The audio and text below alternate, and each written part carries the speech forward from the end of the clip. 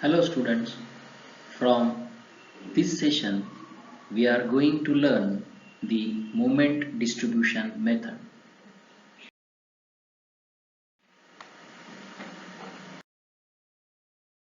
Introduction.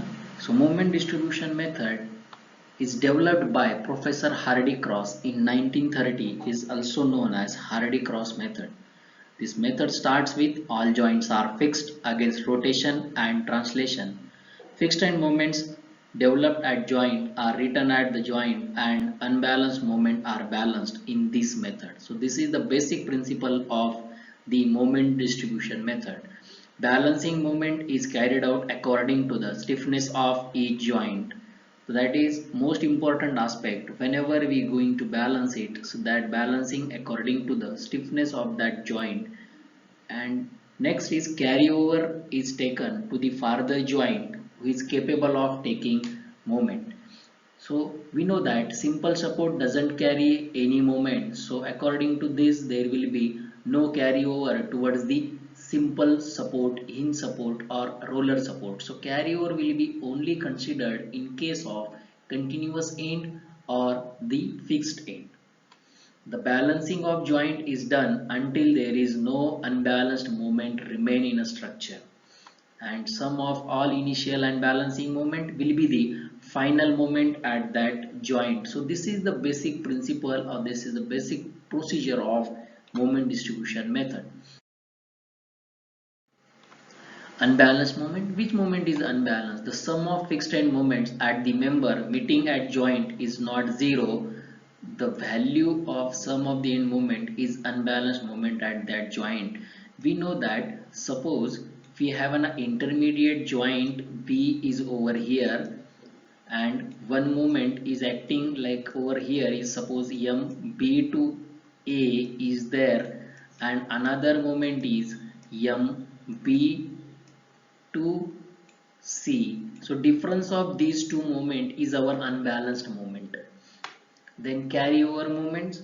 So the distributed moment in the end of the member meeting at a joint cause a moment in the other end which are assumed to be fixed. This induced moment at the other end are called carryover moments. Carryover factor. So to determine the carryover moment, we should know the carryover factor. So carryover moment are depend upon the carryover factor. The ratio of induced moment to the applied moment is referred as a carryover factor. Let us consider this beam that AB theta A, and it as a moment MAB and MP to A. Then we can write down slope deflection equation for both end of the beam can be written as MAB is equal to MFAB plus 4EI by L theta A plus 2EI by L theta B plus or minus 6EI delta L square. Then as theta B and delta are equal to 0, then our equation will become MAB is equal to 4EI by L theta A, then for MB to A, MFBA plus 2EI by L theta B plus 2EI by L theta A plus or minus 6EI delta L square. So this is similarly MB to A is 2EI by L theta A, that is our equation number 2. From equation 1, substituting theta A is equal to MAB L upon 4EI in equation 2, we get MBA is equal to 2EI by L into MAB L upon 4EI. So it gives you MB to A will be 1/2 of MAB. So this is the carryover factor 1 by 2 from the beam shown in figure. To carryover factor, the ratio of induced moment to the balanced moment is 1 by 2. Carryover factor will be considered to determine carryover moment caused in by balancing of moment, and it will be considered only for those joints which are capable of carrying moment, that is intermediate joints or fixed supports, and carryover moment is 1/2 of the balancing moment. Then relative stiffness is an important aspect to determine the distribution factor for the member to balance the joint. So stiffness of the force, the moment required to produce unit displacement or rotation, is denoted by K and is also known as a displacement. Consider case number 1, a beam hinged at one end and fixed at other end. So this is the example that we are going to consider first for to determine the stiffness of the member. We have works relation MAB is equal to 4EI by L theta A. Now here K is equal to 4EI by L because I have considered theta A is equal to 1. Once we have say the theta is equal to 1, so moment required to produce unit rotation is the 4EI by L and that is denoted by K. Substituting theta is equal to K, so 4EI by L will be the stiffness. For case number 2, both ends are hinged. In this case, MAB is equal to MAB and MBA both are equal to 0. Theta A and theta B will be this. Stiffness of the structural member is the moment that must be applied to the end member to cause a unit rotation. The expression for the stiffness of member with both hinged expressed as follows when substituting theta A is equal to 1. M is equal to 3I by L theta A, so K is equal to 3I by L. So this is the stiffness when farther end is hinged.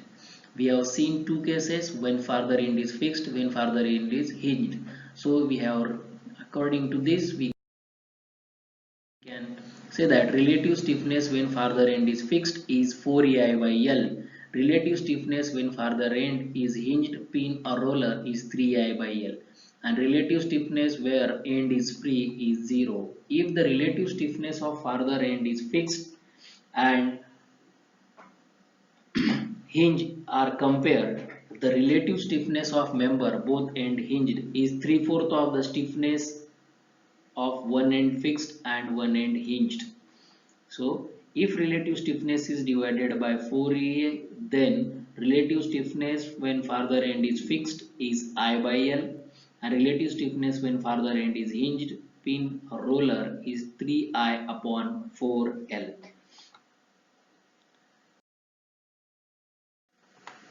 So we'll try to find out the distribution factor. Distribution factor of member is the ratio of relative stiffness or the total stiffness meeting at the joint.